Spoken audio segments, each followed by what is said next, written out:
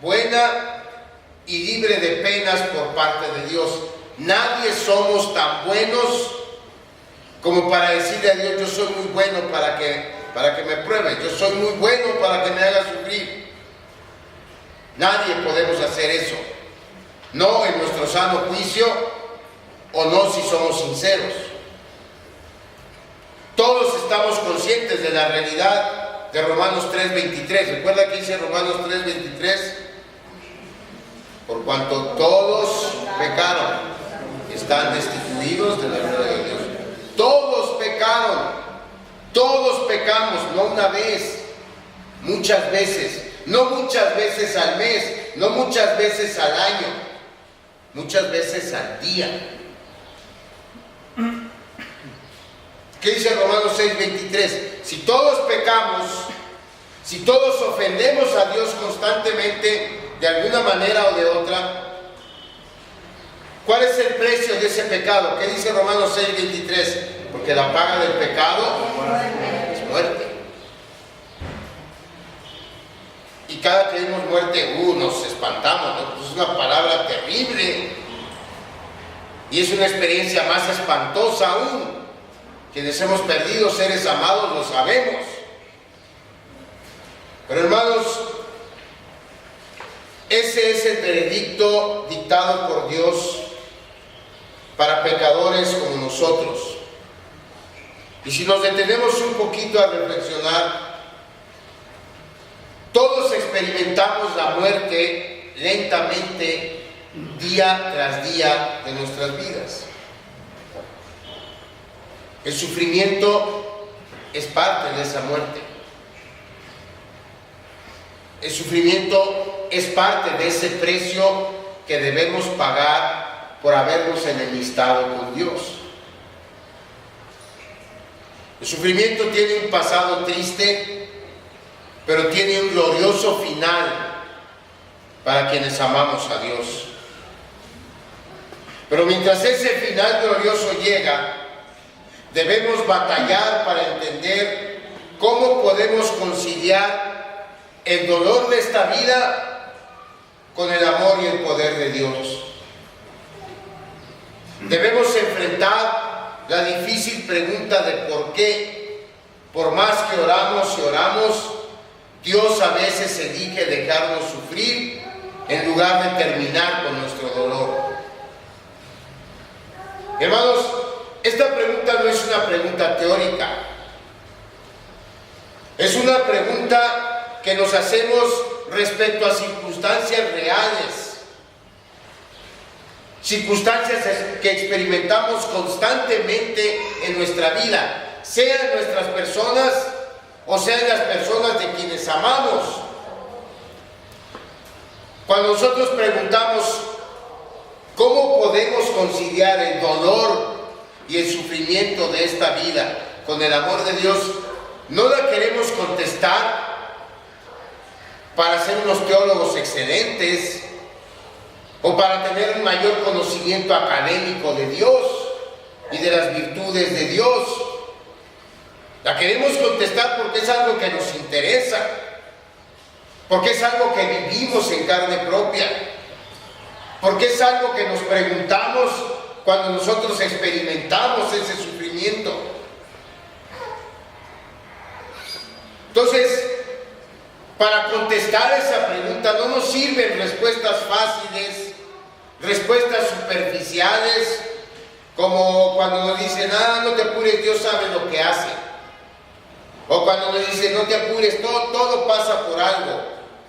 O cuando nos dicen: hombre, confía en Dios, todo va a estar bien, todo va a estar bien, siempre todo va a estar bien. O muchas otras respuestas que de tanto oírlas ya no las sabemos de memoria y realmente no nos ayudan para nada. Tampoco nos sirven las respuestas que los escépticos nos ofrecen. Tampoco esa es la solución, porque tampoco ayuda mucho que yo esté sufriendo y que me digan: no, hombre, el infierno no existe, el infierno está aquí. Y eso a mí de qué me sirve que me digas que el infierno está aquí. No, hombre, es que somos polvo cósmico. Nosotros somos polvo cósmico y cuando nos muramos vamos a regresar al cosmos a seguir siendo polvo cósmico. Esa respuesta no nos ayuda, lejos de ayudarnos, nos sumen más en nuestra desesperación, nos hacen cínicos, nos hacen deshonestos. Y por lo mismo son cristianos, o son respuestas, que como cristianos no nos podemos permitir. El sufrimiento nos deja a veces como si debiéramos escoger nada más entre dos opciones. O no hay Dios, esa es una. O la otra es sí hay Dios, pero o no quiere o no puede ayudar cuando de aliviar el sufrimiento se trata. Y si esas fueran nuestras únicas opciones, entonces créanme, hermanos, estaríamos en serios problemas para responder otras muchas preguntas, además de la del sufrimiento. Y hablando de otras preguntas, hay otras preguntas que también merecen nuestra reflexión. Por ejemplo, ¿por qué Dios quiso amar y perdonar a criaturas tan rebeldes como nosotros? Porque si queremos saber el origen del sufrimiento, la mejor explicación y quizá la única explicación que hay se encuentra en el pecado. El sufrimiento se debe al pecado, desde el primero que cometió Adán hasta los que a diario cometemos ustedes y yo. Así que si todos pecamos, si todos estamos constantemente queriéndonos alejar de Dios, si todos queremos ser nuestro propio Dios, haciendo nuestra voluntad y determinando o queriendo determinar nosotros qué está bien y qué está mal,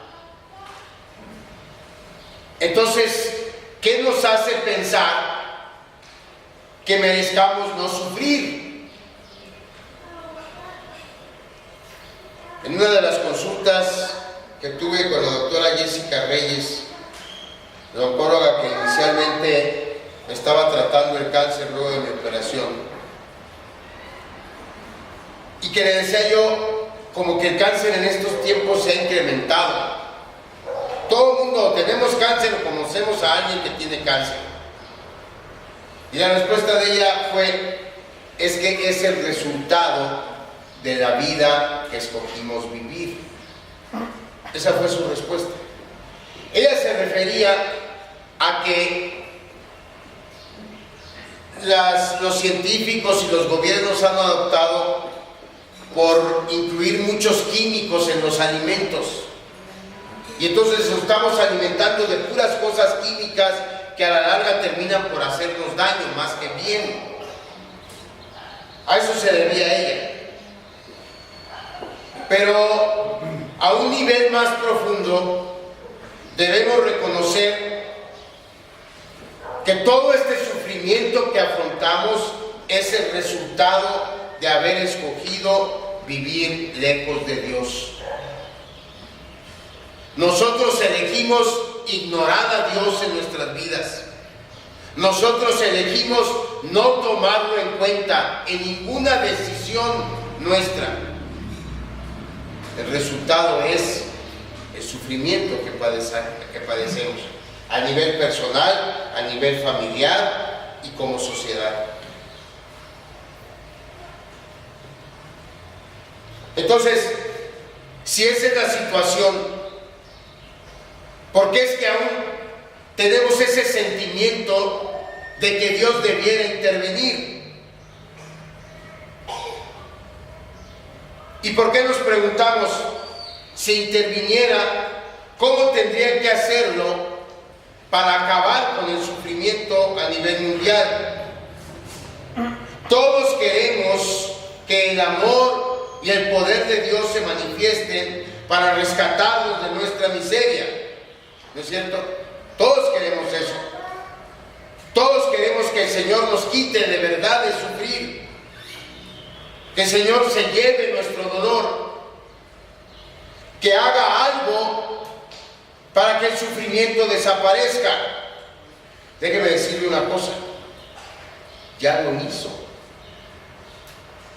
Él ya lo hizo. Eso es exactamente lo que pasó cuando Dios entró en este mundo miserable, en este mundo de sufrimiento, en la persona de Jesucristo. Nuestro Señor, que es la única persona buena, de veras buena, eligió sufrir lo indecible para librarnos a usted y a mí, no solo del sufrimiento temporal, pero del sufrimiento eterno, de la muerte eterna que nuestra rebeldía en contra de Dios merecía. Quiero que vayamos a 2 Corintios 5.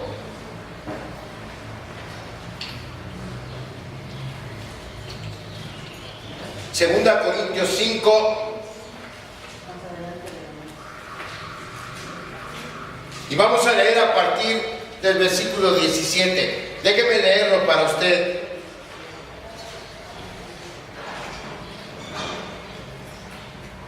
Segunda Corintios 5, 17, dice así la palabra de Dios: de modo que si alguno está en Cristo, nueva criatura es.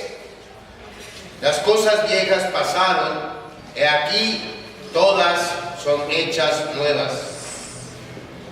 Y todo esto proviene ¿de quién? De Dios. De Dios, quien nos reconcilió consigo mismo por Cristo y nos dio el ministerio de la reconciliación. Que Dios estaba en Cristo reconciliando consigo al mundo, no tomándoles en cuenta a los hombres sus pecados, y nos encargó a nosotros la palabra de la reconciliación. Así que somos embajadores en nombre de Cristo, como si Dios rogase por medio de nosotros. Os rogamos en nombre de Cristo, reconciliaos con Dios. Al que no conoció pecado, por nosotros lo hizo pecado, para que nosotros fuésemos hechos justicia de Dios en él.